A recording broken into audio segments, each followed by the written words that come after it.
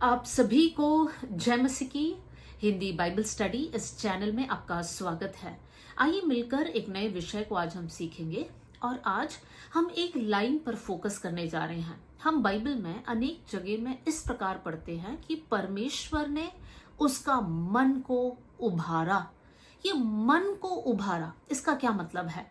जब हम इस लाइन को इंग्लिश में पढ़ते हैं वहां पर इस प्रकार लिखा है, and God stirred his heart.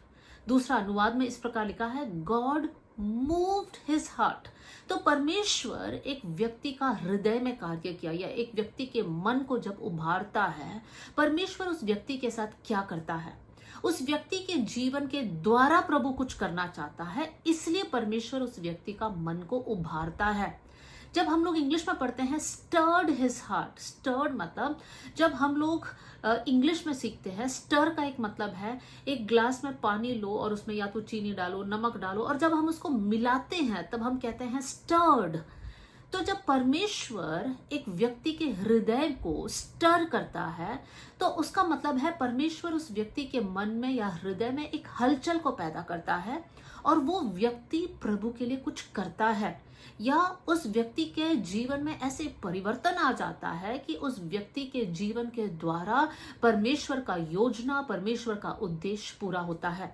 तो आइए आज हम बाइबल में से कुछ ऐसी आयतों को हम लेंगे जहां पर हम सीखने जा रहे हैं कि जब परमेश्वर ने उनका मन को उभारा तो उनके जीवन के द्वारा प्रभु ने क्या किया। सबसे पहले हम लोग एजरा के किताब से हम पढ़ने जा रहे हैं। एजरा के किताब पहला अध्याय पहली आयत, एजरा चैप्टर 1 वर्स 1।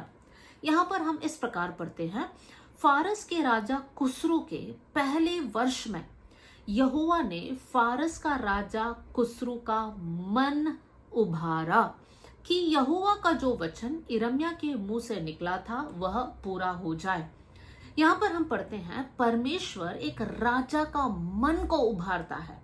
कुसरू राजा का मन को प्रभु ने उभारा। क्यों उभारा? क्योंकि परमेश्वर ने जो भविष्यवाणी यिर्मयाह भविष्यवक्ता के द्वारा लोगों को दिया था वो भविष्यवाणी को पूरा करना था। मेरे प्रियो, जब परमेश्वर अपना प्लान को पूरा करता है तब कुछ लोगों का मन को उभारता है। हालांकि कुसरू राजा यहोवा परमेश्वर पर विश्वास नहीं करता था, लेकिन फिर भी परमेश्वर ने इस राजा को इस्तेमाल किया। एक और आयत इसी किताब से आपके सामने रखना चाहती हूँ। एजरा की किताब अध्याय 1 आयत 5, एजरा चैप्टर 1 वर्स 5 में देखिए यहाँ पर परमेश्वर ने किसके मन को उभारा। तब यहूदा और बिन्यामीन के जितने पितरों के घराने का मुख्य पुरुषों और याजकों और लेवियों का मन परमेश्वर ने उभारा था कि जाकर यरूशलेम में यहोवा के भवन को बनाए। वे सब उठ खड़े हुए। यहाँ पर एजरा के उसी आयत को हम कंटिन्यू कर रहे हैं। सबसे पहले परमेश्वर ने राजा का मन को उभारा कि वो भविष्यवाणी पूरा हो। अब ये भविष्यवाणी पूरा होना है तो कुछ लोग उठ खड़े होना है, कुछ लोग खड़े होकर प्रभु के लिए कुछ कार्यों को करना है। और हम वचन में पढ़ते हैं 5वीं आयत में कि परमेश्वर ने यहूदा और बिन्यामीन गोत्र के कुछ मुख्य पुरुषों को, याजकों को और लेवियों के मन को परमेश्वर ने उभारा। अब यहाँ पर क्या हो रहा है? वचन में लिखा है कि प्रभु ने उनके मन को उभारा और वो लोग उठ खड़े हुए कि वो जाकर परमेश्वर के भवन को बनाए। अब ये यहूदा के लोग गुलामी में हैं और वहां पर यरूशलेम में प्रभु का भवन टूटा पड़ा हुआ है और भविष्यवाणी के अनुसार अब समय आ गया है कि परमेश्वर का भवन को दोबारा बनाया जाए। और इसलिए परमेश्वर अब राजा के मन को उभारता है। परमेश्वर यहूदा में से कुछ लोगों के मन को उभारता है ताकि वो लोग उठे और जाकर परमेश्वर के भवन को बनाए।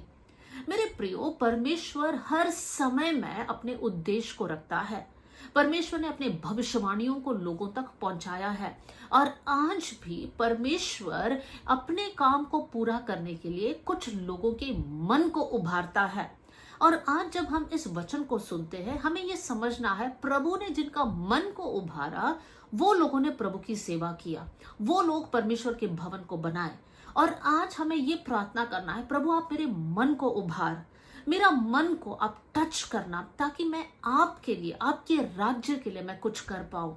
जब पुराने नियम में हम पढ़ते हैं कि परमेश्वर के भवन को बनाना है, नए नियम में हम उसको इस प्रकार समझ सकते हैं कि परमेश्वर के राज्य की बढ़ोतरी के लिए हमें कार्य करना है।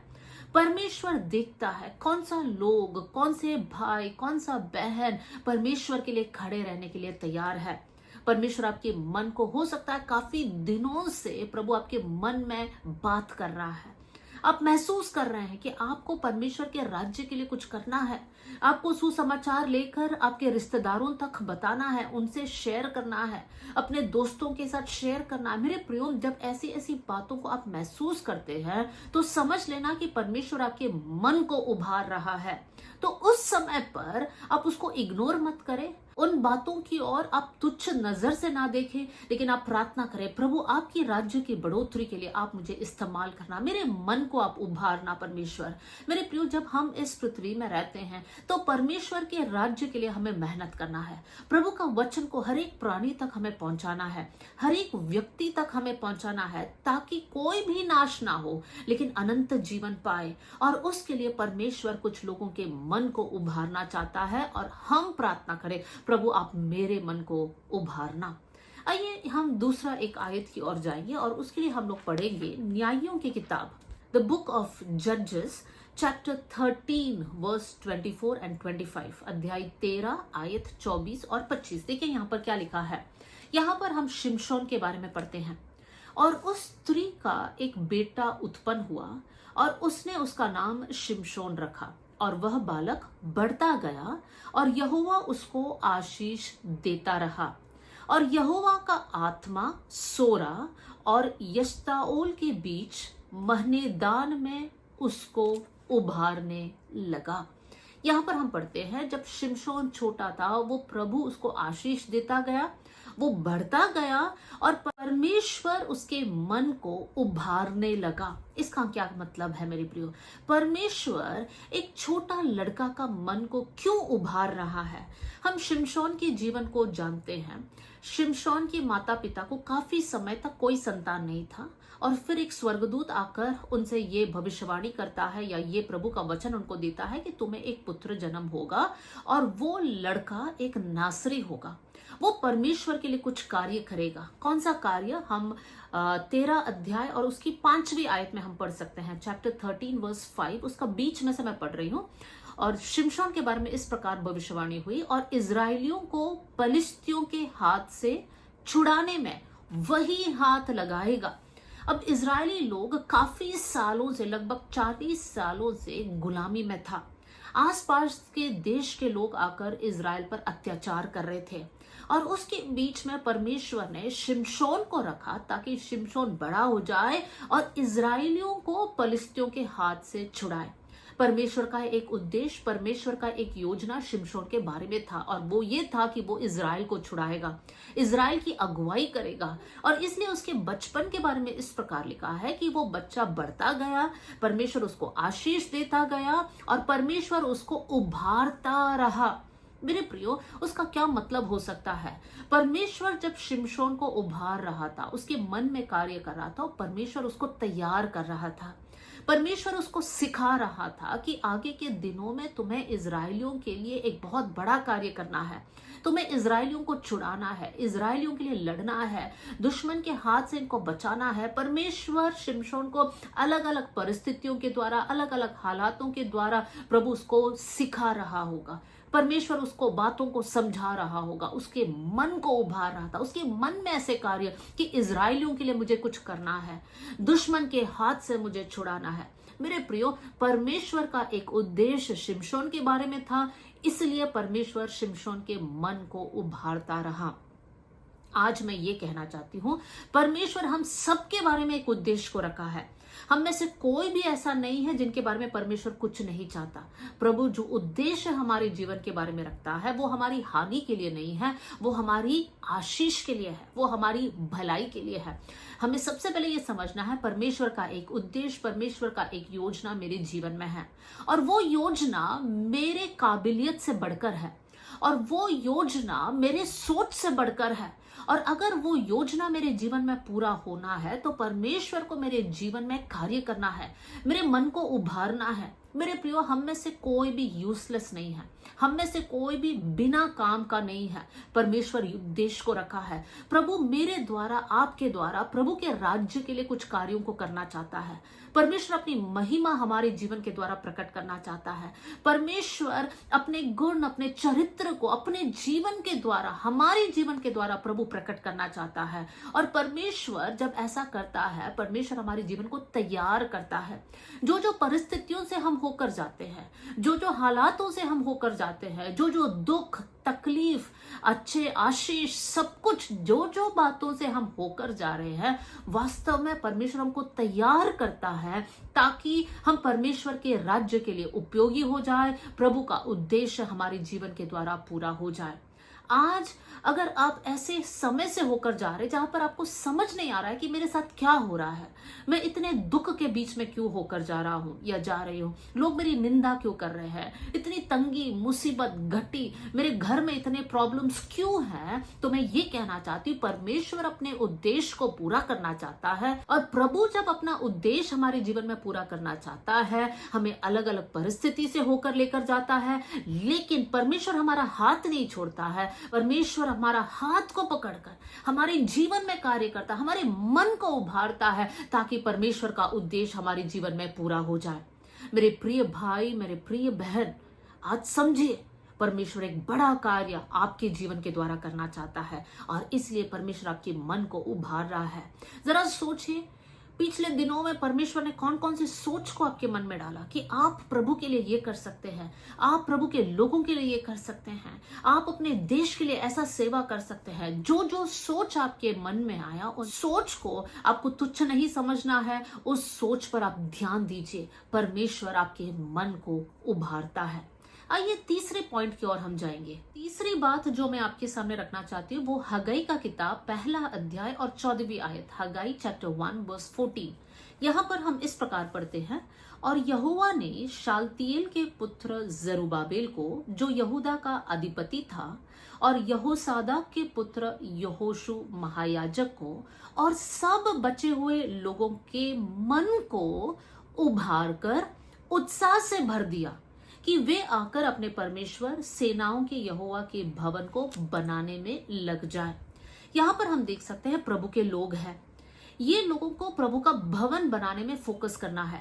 लेकिन जब हम हगाई की किताब को पढ़ते हैं, वहां पर हम देख सकते हैं कि ये लोग अपना घर बना रहे हैं, अपने लिए भवन बना रहे हैं, अपने खेती में काम कर रहे हैं, अपने लिए उपज को उगा रहे हैं। वो लोग प्रभु के भवन पर ध्यान ही नहीं दे रहे हैं और इसलिए उनका नतीजा भी वहां पर इस प्रकार लिखा है कि उनके जीवन में कुछ भी आशीष नहीं है। वो लोग खेती कर रहे हैं लेकिन वो उपज को वो लोग खा नहीं पा रहे, वो लोग मेहनत कर रहे हैं लेकिन वो पैसे उनके पास नहीं है। इसका एक ही रीजन है, क्योंकि वो लोग प्रभु के भवन पर फोकस नहीं कर रहे हैं। क्यों वो लोग फोकस नहीं कर रहे? क्योंकि उसके लिए उनके अंदर उत्साह नहीं है।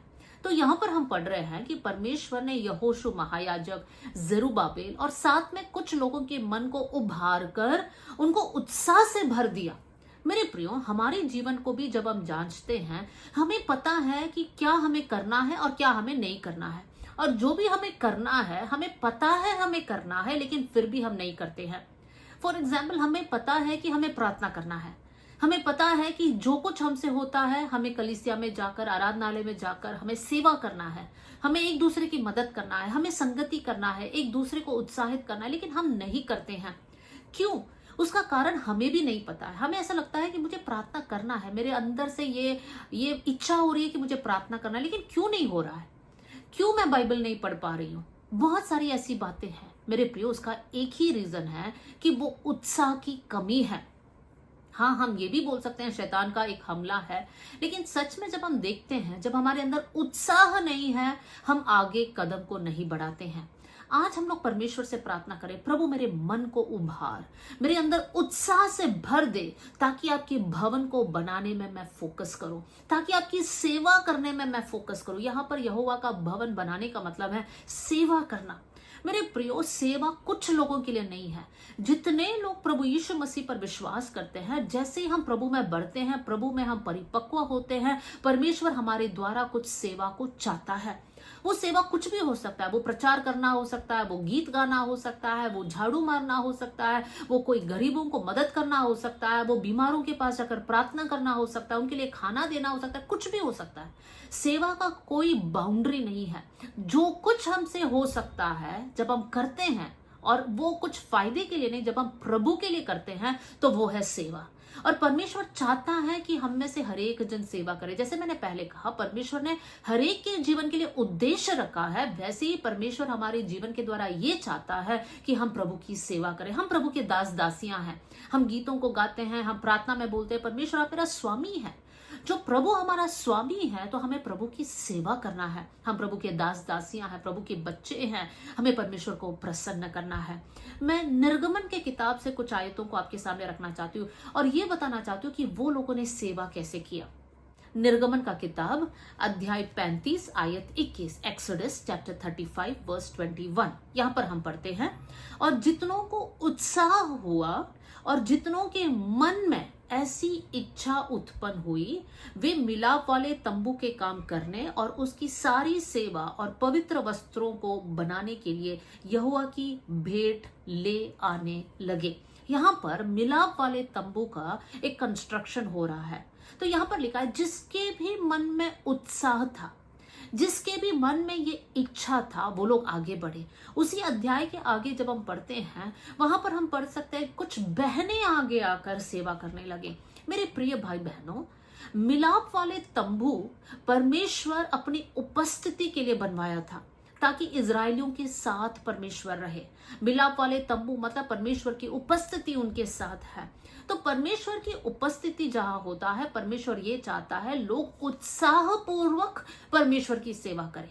मेरे प्रियो, हम सब चाहते हैं कि परमेश्वर हमारे साथ रहे, प्रभु की उपस्थिति हमारे साथ रहे। अगर ऐसा है तो हमारे अंदर उत्साह होना है, उत्साहित। हमारे अंदर से आत्मिक आलसीपन को निकालना है, हमारे अंदर आत्मिक अनुशासन होना है। सारे बोरिंग स्वभाव, सारे आलसीपन, सारे थकान, ये सारी बातों को हमारे जीवन में परख कर हमें पहचानना है तो इन सारी बातों को निकालकर प्रभु से बोलना है, प्रभु अपने आनंद, अपनी उत्साह से मुझे भर दीजिए। बाइबल में से मैं कुछ लोगों का उदाहरण देना चाहती हूँ। हम रिबका के जीवन को जानते हैं। रिबका का शादी इसहाक से होता है, वो अब्राहम की बहू बनती है। लेकिन उससे पहले वो कुएं में आती है पानी भरने, और उस समय अब्राहम का दास एलियाजर उसी कुएं के पास आता है और वो प्रार्थना करता है। वो प्रभु से कहता है, जो लड़की यहाँ पर आए, मैं उस लड़की से पानी मांगूंगा। तब उस समय उस लड़की को इस प्रकार कहना है, ये पानी पी लो और मैं आपके ऊंट को भी पानी पिलाऊंगी। हम जानते हैं ऊंट बहुत ज्यादा पानी पीते हैं, और एलियाजर के पास 10 ऊंट था। और रिबका के बारे में हम पढ़ते हैं, हर बार रिबका दौड़कर गई, कुएं में से पानी भर के आई और एलियाजर के ऊंटों को पानी पिलाया। यहाँ पर हम देख सकते हैं एक ऐसी जवान लड़की जिसके अंदर उत्साह है। जब रिबका इनको पानी पिला रही है, रिबका को नहीं पता है कि उनके जीवन के लिए एक आशीष है। रिबका निस्वार्थ होकर कर रही है, दौड़ कर जा रही है, पानी भर कर आ रही है, ऊंटों को पानी पिला रही है। कितने उत्साहित लड़की है। और रिबका के जीवन के बारे में जब हम पढ़ते हैं, परमेश्वर रिबका को ऐसी आशीष देता है जहां पर रिबका अब्राहम का बहू बन जाती है।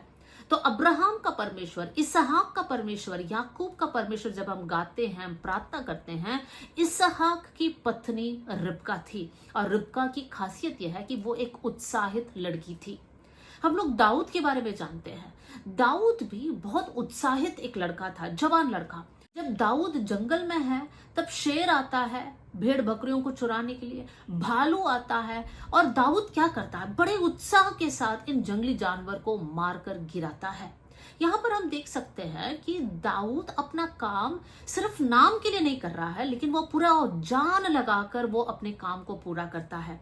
जब उसका पिता कहता है, जा अपने भाइयों के पास जाकर देख कि सब कुछ ठीक है और युद्ध के मैदान में, तो दाऊद जाता है। और जब वो सुनता है कि गोलियत इजरायलियों के खिलाफ, परमेश्वर के खिलाफ ललकार रहा है। सारे लोग डर कर बैठे हैं, लेकिन यहाँ पर दाऊद है जो उत्साहित होकर गोलियत के खिलाफ जाना चाहता है, और वो जाता है और गोलियत को गिराता है और पूरे इजरायलियों को जय दिलाता है। एक उत्साहित व्यक्ति को हम यहाँ पर देख सकते हैं। जब सब लोग डर कर बैठे हैं, सब लोग निरुत्साह होकर बैठे हैं, यहाँ पर दाऊद उत्साहित होकर आगे बढ़ता है। मैंने ये दोनों उदाहरण को आपके सामने इसलिए रखा है, चाहे आप पुरुष हो चाहे आप स्त्री हो, अपने आत्मिक जीवन में उत्साहित रहिए।